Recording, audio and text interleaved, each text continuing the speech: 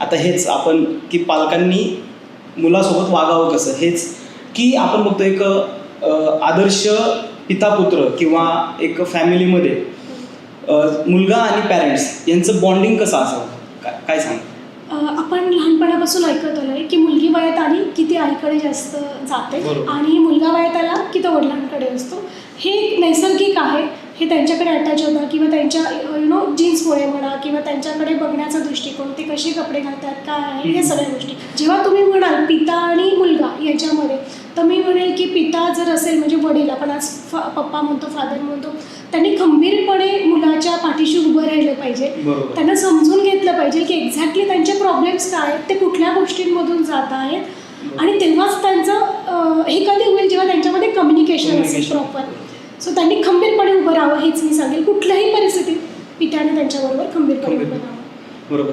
आता आपण जे पाहतो अलीकडे की मुलगा वडिलांसोबत काही गोष्टी शेअर करत नाही किंवा फॅमिलीसोबत गोष्टी शेअर करत नाही, मग याच्यामध्ये काय वाटतं की नक्की चूक कोणाची असेल? पॅरेंट्स स्ट्रिक्टली वागतात म्हणून किंवा मग मुलगा काहीतरी चुकीचं वागतोय, तर काय वाटतं?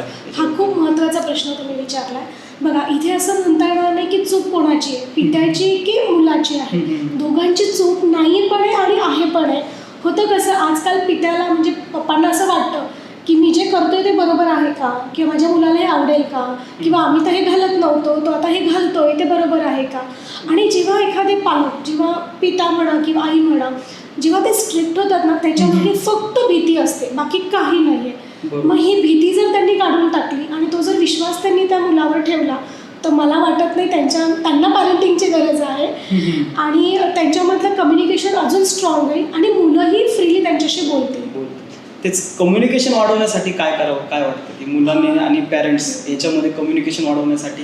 एक खूप चांगला मंत्र मी तुम्हाला सांगेन. पहिली गोष्ट तर मुलांना मिठी मारा, रोज मिठी मारा.